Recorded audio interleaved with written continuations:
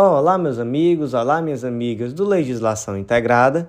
Aqui quem fala é o professor Bruno Valente. Nossa conversa de hoje é sobre a edição de número 211 do Jurisprudência em Tese do STJ. O tema é julgamento sobre perspectiva de gênero. É a terceira edição seguida sobre esse tema. Antes de começar, não deixe de nos seguir no Spotify, Deezer, Apple Podcasts, Google Podcasts ou no YouTube, nem de ativar o sininho para ficar sabendo de todas as novidades. Nos segue também no Instagram, @legislação_integrada, onde todo dia tem novidade. E o mais importante de todos os convites, acesse legislaçãointegrada.com.br. Lá você vai conhecer o Clube da Lei, que é um clube de membros que dá acesso ilimitado a todos os materiais do Legislação Integrada e também a mais de 100 planos de leitura. São planos por carreira e por edital que te dão um estudo completo, atualizado e organizado de lei seca e jurisprudência. Então, vem fazer parte que eu te aguardo e sem mais delongas, vamos para a primeira tese do dia. Tese 1. Nos casos de violência contra a mulher praticados no âmbito doméstico e familiar, é possível a fixação do valor mínimo indenizatório a título de dano moral, desde que haja pedido expresso da acusação ou da parte ofendida, ainda que não especificada a quantia, independentemente de instrução probatória. Essa tese ela já foi julgada pelo rito dos repetitivos, é o tema 983. Ela vai ser analisada conjuntamente com a tese 2. No âmbito da violência doméstica e familiar contra a mulher, a indenização por dano moral é presumida, ou seja, surge da própria conduta típica, independentemente de produção de prova específica.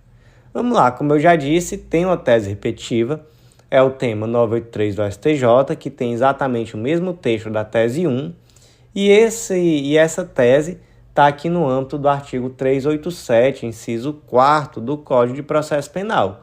O juiz, ao proferir sentença condenatória, fixará o valor mínimo para a reparação dos danos causados pela infração, considerando os prejuízos sofridos pelo ofendido. Primeiro ponto, gente. O juiz pode fixar de ofício esse valor mínimo da reparação ao final do processo? Não pode, né? Tem que ter pedido expresso. Por que tem que ter pedido expresso? Porque, gente, tem que ter contraditório. Se não tiver pedido expresso, então, como é que a outra parte vai se defender acerca desse ponto? Não havendo debate acerca do valor mínimo indenizatório, não há como o juiz fixar. Então, isso vale tanto no âmbito da violência doméstica e familiar, quanto em qualquer outra ação penal. Segundo ponto, esse valor é um valor mínimo indenizatório. Então, de qualquer forma, é possível que posteriormente a parte proponha uma ação civil pedindo um valor maior de indenização. Beleza? Beleza.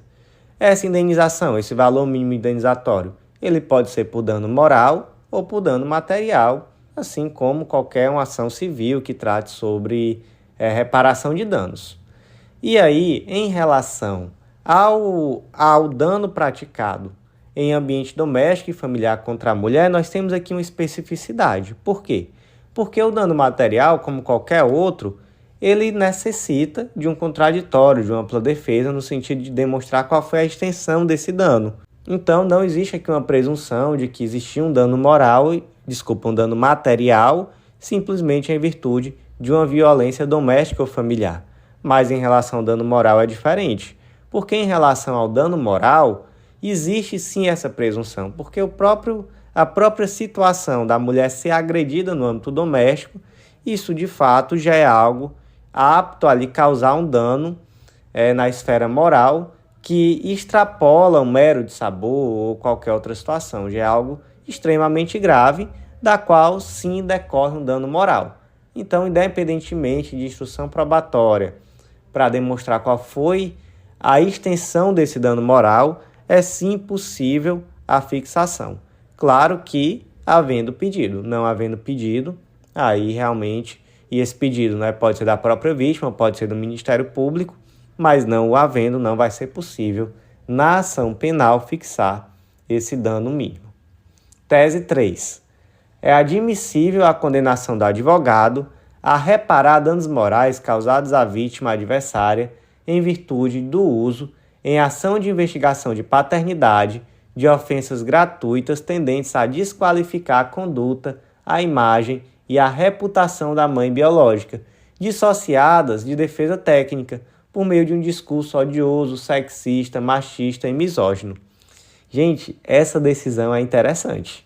Essa decisão aqui é das decisões mais casos de família que nós já comentamos aqui nesse podcast. Vou para um caso concreto adaptado. Após anos de relacionamento com Edgar, a Luana engravidou e deu à luz ao Enzo.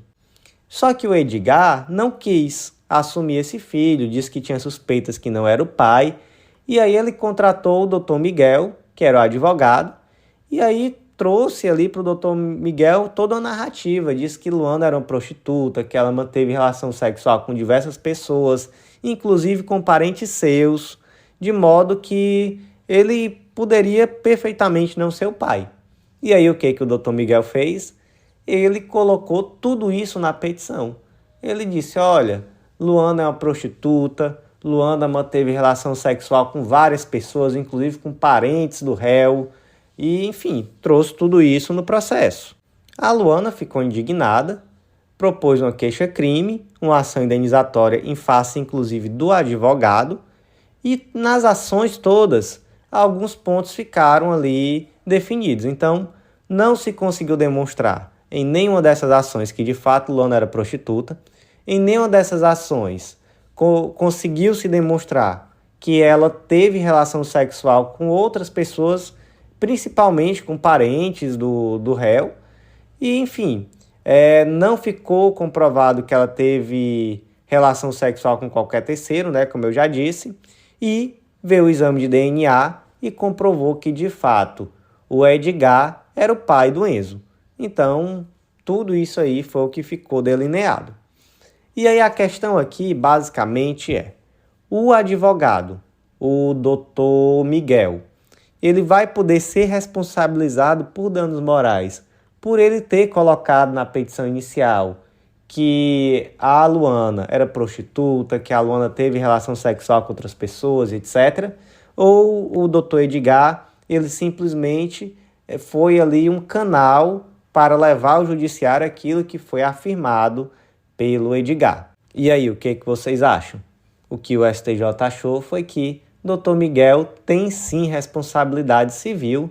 E ele tem responsabilidade civil por quê? Porque existe um negócio chamado exame de DNA, que é uma prova científica técnica que vai comprovar com quase 100% de certeza, 99,9999% de certeza, a paternidade. Então, se existe exame de DNA, não faz sentido você trazer em uma ação de investigação de paternidade ofensas gratuitas com o mero objetivo de rebaixar a outra parte, de trazer ali principalmente um discurso que, conforme constou expressamente na decisão, é odioso, sexista, machista, misógino. Então, realmente, tudo isso é dispensável. E o STJ entendeu que o advogado tem a obrigação de ser o primeiro fiscal ético das afirmações do autor. Então, cabe ao advogado fazer esse filtro, observar o que aqui está dentro dos limites éticos para eu constar na inicial. Porque, olha só, o cliente ele pode chegar e pode falar um monte de coisa, mas isso não quer dizer que o advogado deve pegar esse monte de abobrinha e colocar na petição. O advogado tem que filtrar. E aí o advogado, em sua defesa, ainda disse, não, mas isso tudo foi feito de forma escrita em uma ação em segredo de justiça. Então, se é dessa forma, não houve, na verdade, um dano, não houve, na verdade, esse fato que eu trouxe lá não foi, na verdade, tornado público. Ficou ali uma esfera muito restrita, só em relação às partes, advogados e aos juízes e servidores. Então, não há porquê há uma condenação por dano moral. Mas o STJ não aceitou esse argumento e disse que mesmo assim, mesmo se tratando tão somente de peças escritas e de ação em segredo de justiça, não haveria a possibilidade de excluir essa indenização. E além disso, também ficou consignado aqui que a ausência de condenação na esfera criminal é irrelevante. Então aqui, na verdade, eu nem tive acesso a esse processo criminal para saber se houve ou não a condenação. Simplesmente se entendeu aqui que existe uma independência das esferas civil e criminal, então, de fato, isso seria irrelevante para efeitos de reparação moral. Quanto for o valor da indenização, a título de curiosidade, aqui nessa ação foi de R$20 mil. Tese 4. A mulher em situação de violência doméstica pode optar pelo foro de seu domicílio ou de sua residência para o ajuizamento da ação de reconhecimento e dissolução de união estável. Gente, artigo 15 da Lei Maria da Penha é competente, por opção da ofendida, para os processos cíveis regidos por essa lei, o juizado do seu domicílio ou de sua residência, do lugar do fato em que se baseou a demanda ou o domicílio do agressor. Então existe aqui uma opção em relação às ações cíveis regidas por essa lei. Professor, só as cíveis? Sim.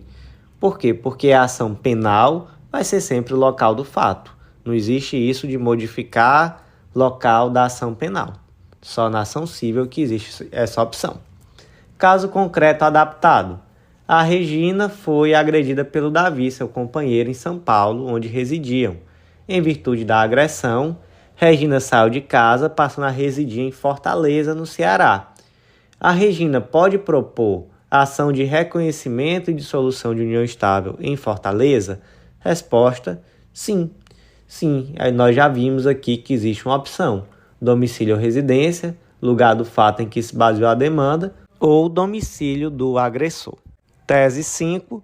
O fator meramente etário, por si só, não é capaz de afastar a competência da vara especializada, pois para a incidência do subsistema da Lei Maria da Penha, basta verificar se o crime foi praticado contra a mulher de qualquer idade no âmbito da unidade doméstica, da família ou de qualquer relação íntima de afeto. Gente, aqui temos uma aplicação da Lei 13.431 de 2017, que é a Lei do Sistema de Garantia dos Direitos da Criança e do Adolescente vítima ou testemunha de violência. E esse artigo 23 diz que os órgãos responsáveis pela organização judiciária poderão criar juizados ou varas especializadas em crimes contra a criança e o adolescente. Parágrafo único. Até a implementação do disposto no caput desse artigo, o julgamento e a execução das causas decorrentes das práticas de violência ficarão preferencialmente a cargo dos juízes ou varas especializadas em violência doméstica e temas afins. Vamos lá, caso concreto adaptado. Isabel é criança de 10 anos de idade e foi estuprada pelo seu padrasto. E aí, a Lei Maria da Penha se aplica ao caso? Resposta: sim. Devemos lembrar: sujeito ativo do crime contra a Lei Maria da Penha pode ser homem ou mulher, sujeito passivo necessariamente mulher, mas aqui hoje já não sob um aspecto meramente biológico, mas também um aspecto sociológico. Então pode sim ser, não é o caso, né, naturalmente, mas pode ser um travesti, um transexual, e aqui pode ser naturalmente uma criança. Não existe aqui um critério etário. E aí eu trouxe, inclusive, aqui uma lista de casos em que é possível a aplicação da Lei Maria da Penha. Então, por exemplo, padrasto contra enteada, filho contra a mãe, pai contra a filha, tio contra a sobrinha, genro contra a nora, enfim, várias possibilidades. E aí, nesse caso concreto, aqui especificamente, houve violência de gênero e existe aqui mais um fator, que é o fator idade. Qual é a competência para julgar esse crime? E aí, essa questão da competência já foi decidida pelo STJ, porque isso deve ser visto à luz da Lei 13.431 de 2017, e, primeiramente, a competência deve ser da vara especializada de que trata o artigo 23 da Lei 13.431, que é exatamente essa vara especializada em violência contra a criança, é aquele artigo que a gente leu lá no começo. Se não tiver vara especializada, aí vai ser a vara especializada em violência doméstica e familiar contra a mulher. E quando não houver ainda essa vara especializada, aí vai ser da vara criminal comum. Então, só nessa hipótese é que será da competência da justiça criminal comum. Então, em primeiro lugar, violência contra a criança. Você vai ver se tem vara especializada em violência contra a criança na cidade. Não tem, vai para a vara especializada em violência contra a mulher, e não tem, vai para a vara criminal comum. Tese 6. É possível a aplicação da Lei Maria da Penha no caso de violência doméstica praticada contra empregada doméstica. Gente, que tese interessante, né? Que tese interessante. Caso concreto adaptado. Zacarias é neto de Isolda. Esse caso aqui é muito parecido com o que deu fundamento a essa tese, tá? O Zacarias é neto da Isolda e ele frequenta a casa da avó com muita frequência, né? Ele vai até a casa da avó e lá na casa de Isolda trabalha a Vanessa. Em 30 de 5 de 2018, Zacarias ficou sozinho em casa com a Vanessa, oportunidade em que tentou seduzi-la, não conseguiu, e diante da negativa ele forçou Vanessa a praticar ato libidinoso. Qual foi o crime cometido por Zacarias? Eu disse a data, foi em 2008, né? Na verdade, desculpa, não 2018, porque foi em 2009 a edição da Lei 12.015 que retirou do direito brasileiro o tal do crime de atentado violento ao pudor. Então, se ele tivesse cometido esse crime em 2009, para frente seria estupro, né? Mas, nesse caso aqui, foi um crime de atentado violento ao pudor. E aí, a grande questão aqui foi, se aplica ao caso a Lei Maria da Penha? Por quê? Porque Zacarias aqui, na verdade, era um neto da dona da casa e Vanessa era a doméstica. E aí, se aplica? E o STJ entendeu que sim. Fundamentação. Vamos lá para o artigo 5º, inciso 1 da Lei Maria da Penha.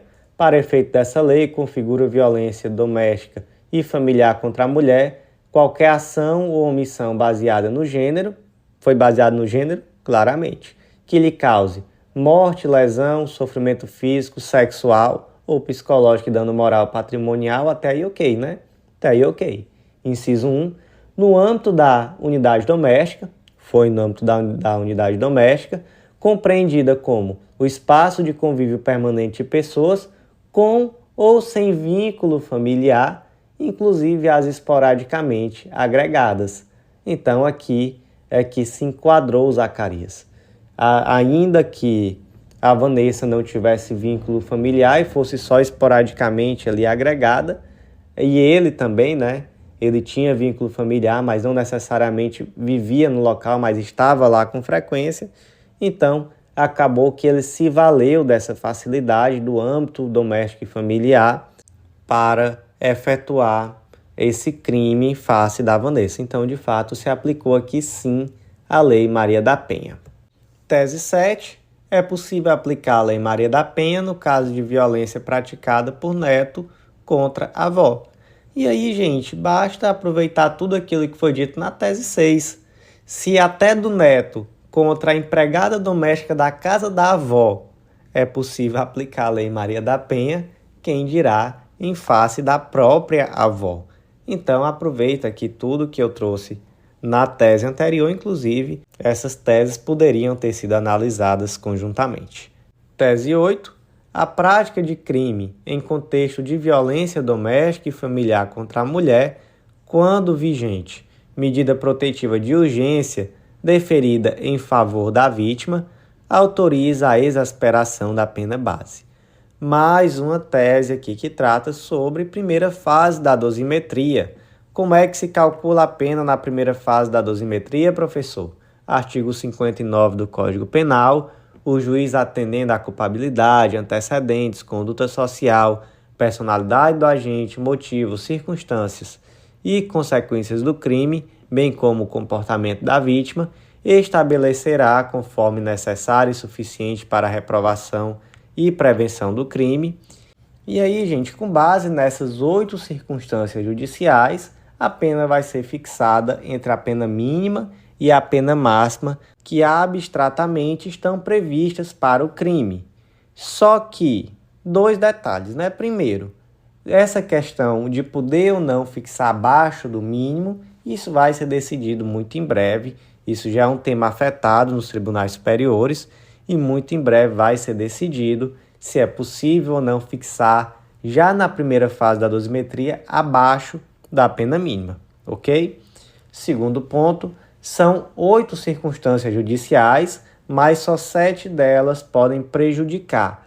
Então, a circunstância judicial do comportamento da vítima nunca será capaz de aumentar a pena base, mas tão somente de diminuir. E aí, como é que você faz para aumentar a pena base, verificando a existência de qualquer uma dessas circunstâncias? E aí, a lei não fala, portanto, a jurisprudência traz algumas soluções. A mais benéfica ao réu é aumentar em 1/8 para cada circunstância negativa, já que são 8 circunstâncias judiciais. Tem também a tese de aumentar em 1/7, já que só são 7 que podem aumentar. E tem aquilo que o judiciário faz mais por prática, que é aumentar em 1/6. E esse aumento em 1/6 é aquilo que mais tem aplicabilidade no judiciário, apesar de não ter nenhuma fundamentação lógica, além de simplesmente ser uma prática, e é uma prática reiterada e que muito se faz. Existe também outra possibilidade, essa é uma possibilidade que é trazida pela doutrina, mas que para o réu é muito desfavorável, que é a seguinte: você pega a pena máxima, você subtrai pela pena mínima e você divide por 7 o resultado. E aí, a cada circunstância desfavorável, você aumenta esse valor na pena. Por exemplo, pena é 1 a 8 anos e tem 3 circunstâncias negativas. Você pega 8 menos 1 igual a 7, 7 dividido por 7 dá 1. Então, você pega a pena mínima, que é 1, e para cada circunstância negativa você aumenta 1 ano. São 3 circunstâncias negativas, então 1 mais 3 igual a 4. A pena aqui vai ser 4 anos.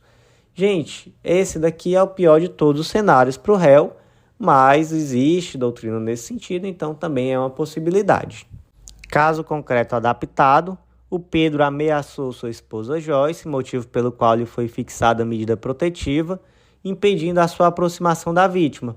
Uma semana depois, o Pedro não só descumpriu a medida, como descumpriu para agredir a Joyce. E aí ele foi condenado pelo crime de lesão corporal.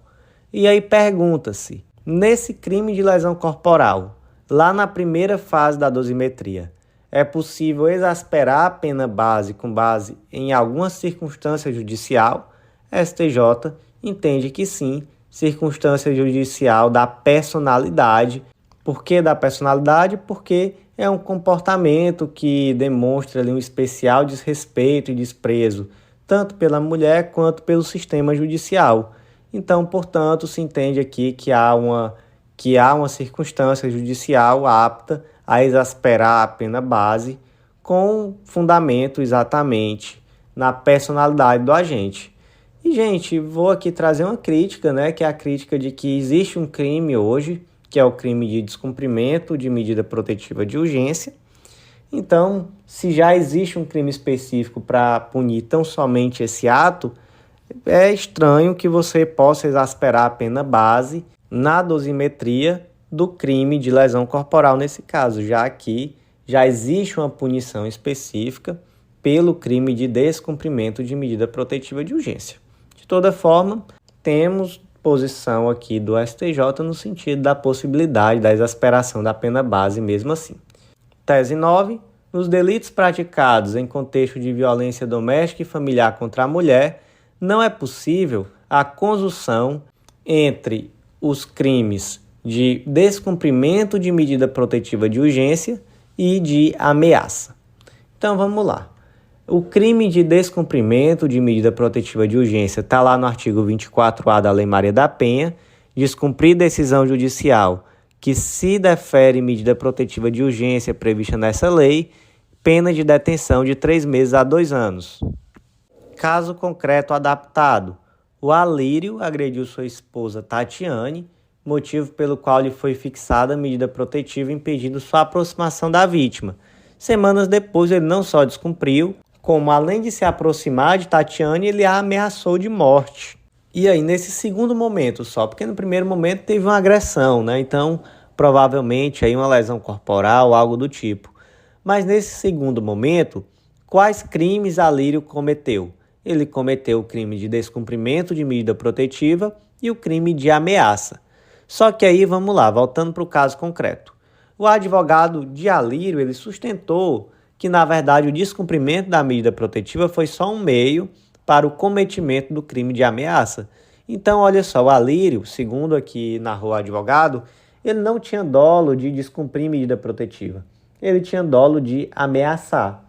E ele não tinha como ameaçar sem descumprir a medida protetiva. Então, foi só um meio para atingir o fim, que era a ameaça. E aí, o STJ aceitou essa tese? Não, o STJ não aceitou essa tese.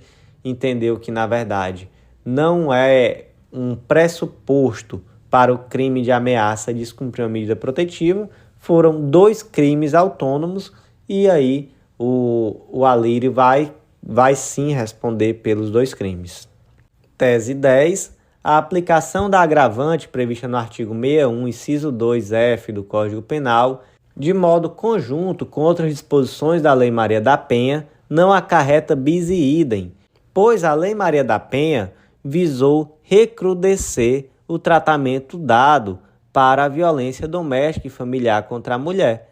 Então, aqui estamos na segunda fase da dosimetria, não é? Como é que funciona a segunda fase da dosimetria? Você vai verificar se existe alguma circunstância agravante ou alguma circunstância atenuante, e aí você vai aplicar um aumento ou uma diminuição da pena com base na existência dessas circunstâncias. Onde é que estão?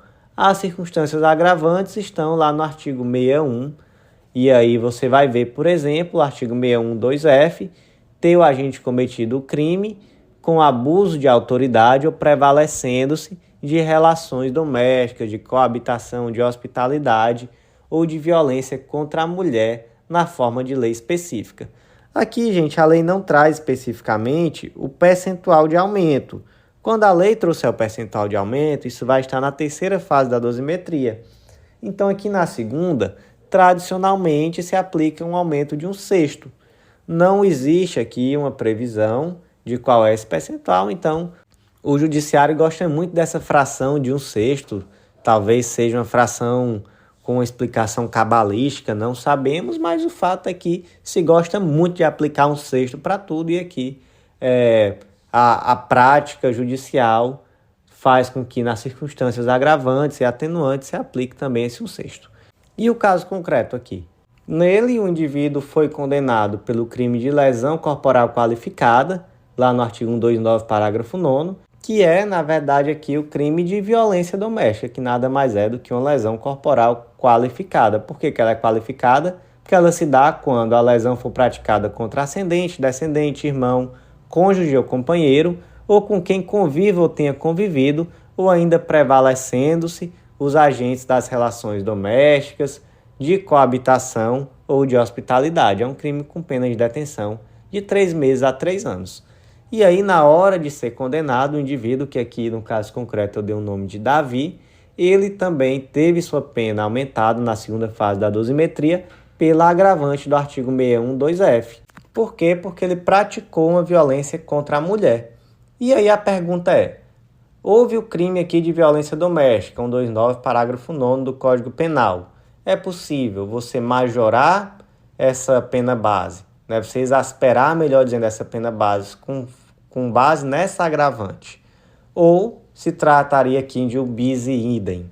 O STJ entendeu que não há aqui um bis e idem e é possível sim você majorar, e que o objetivo da lei era exatamente o de recrudescer a pena base, o de tornar mais grave a pena nesse caso de violência doméstica e familiar contra a mulher, então perfeitamente possível, segundo o STJ.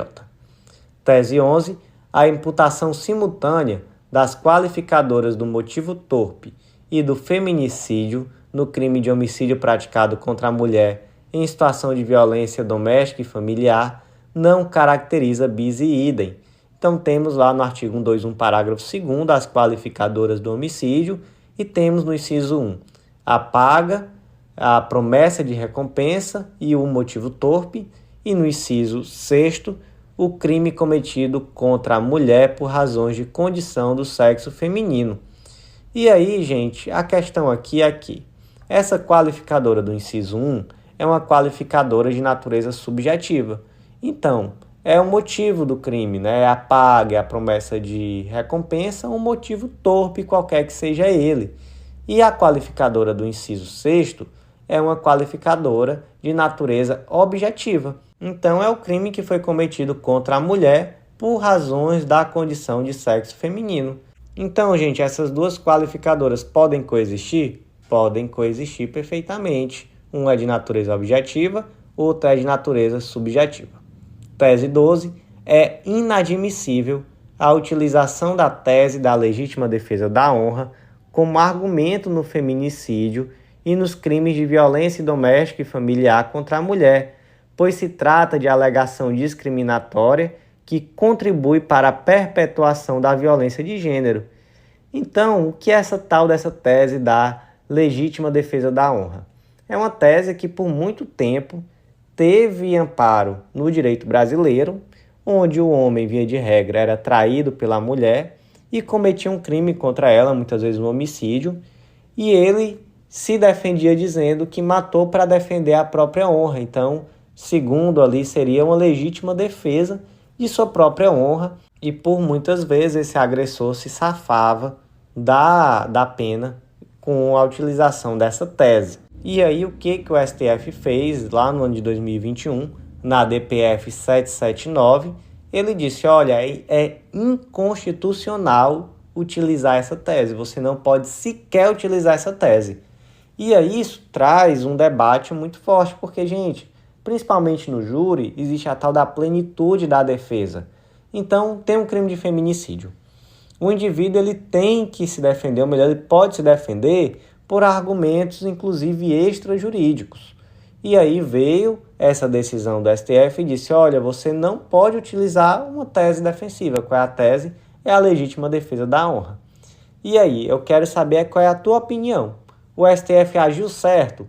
Houve aqui, nessa declaração da inconstitucionalidade dessa tese da legítima defesa da honra, o STF acaba por tirar a plenitude de defesa ou de fato o STF agiu corretamente ao afastar essa tese que de fato, e aí podemos sim dizer sem nenhuma margem de dúvida que foi uma tese que muito tempo contribuiu para a perpetuação da violência de gênero.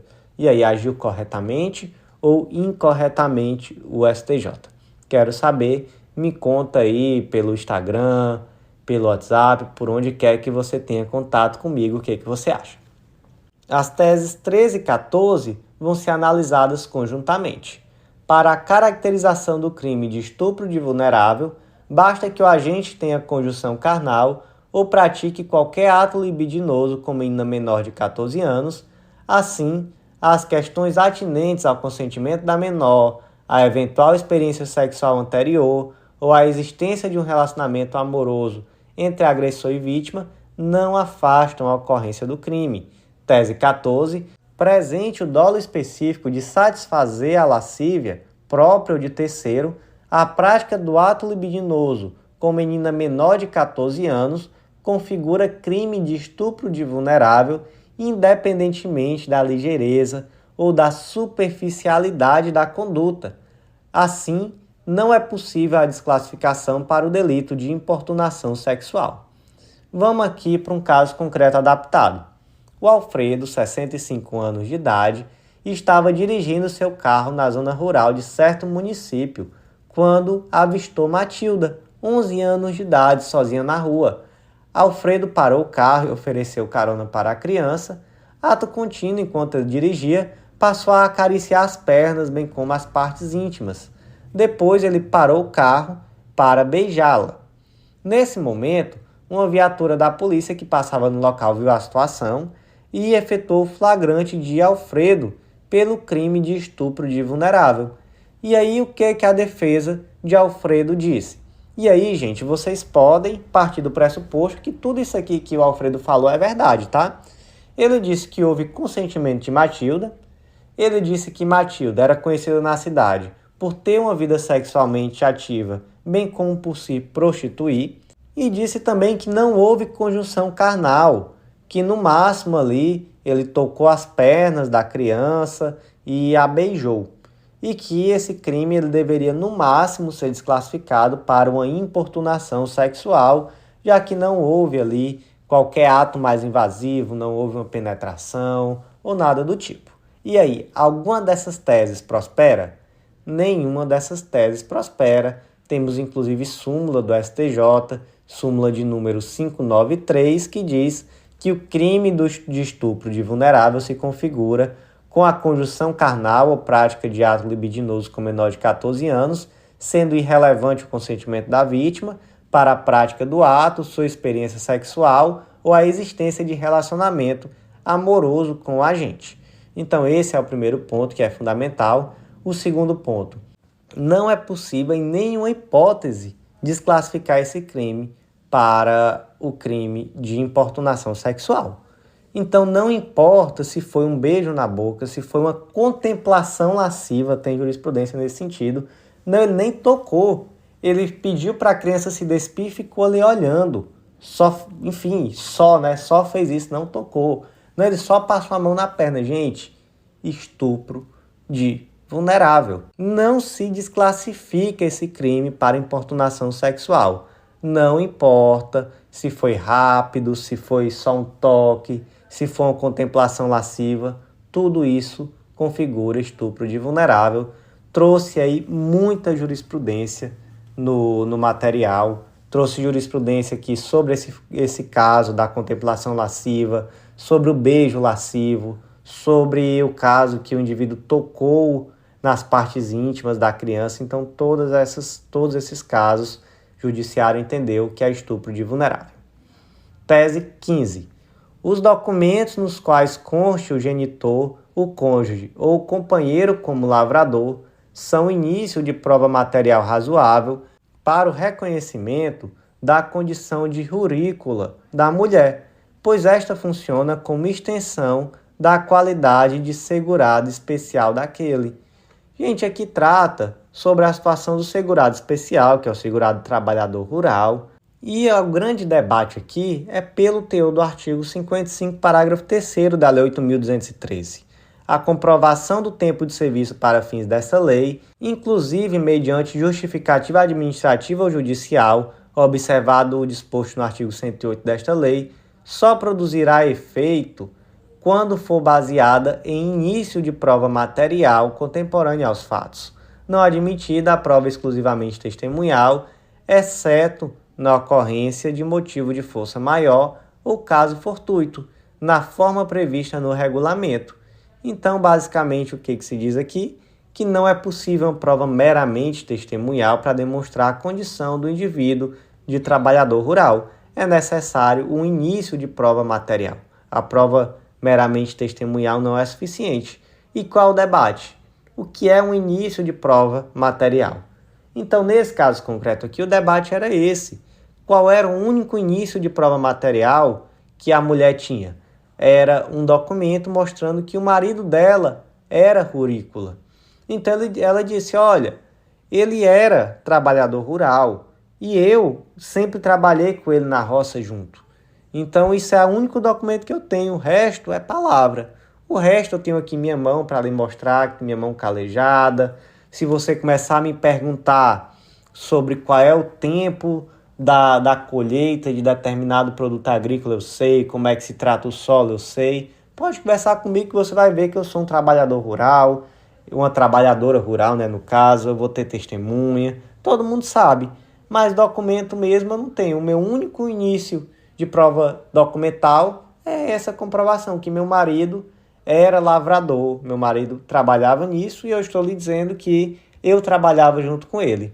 E aí, isso é um início de prova material? A STJ entendeu com toda a razão que é sim um início de prova material e adequado, né, à realidade fática do interior brasileiro, do meio rural brasileiro, onde de fato dentro da agricultura familiar, o próprio nome já diz, né, que normalmente essa agricultura é feita, né, é praticada por toda a família. Então, se o marido era rurícola, é sim uma prova, um início de prova material, pelo menos no sentido de que a esposa também é. Então, gente, por hoje foi isso. Eu agradeço a vocês que ouviram até o final. Faça aquele convite, acesse legislaçãointegrada.com.br e vem conhecer o Clube da Lei. Com certeza, esse material vai mudar muito o teu estudo de lei seca e jurisprudência, vai trazer uma dinamicidade, vai trazer para você uma organização, enfim, aquilo que você precisa para finalmente conseguir a sua aprovação. E, gente, acompanhe as redes sociais, porque no mês de maio, finalmente, vai ser o lançamento do nosso curso de organização de estudos para concursos públicos. Eu estou disposto a te ajudar não só em Lei Seca e Jurisprudência agora, mas a te ajudar também a organizar todo o teu estudo em todas as fases. Então, vem, nos acompanha para ficar sabendo da oferta especial de lançamento muito em breve, e eu vou aguardar vocês até lá.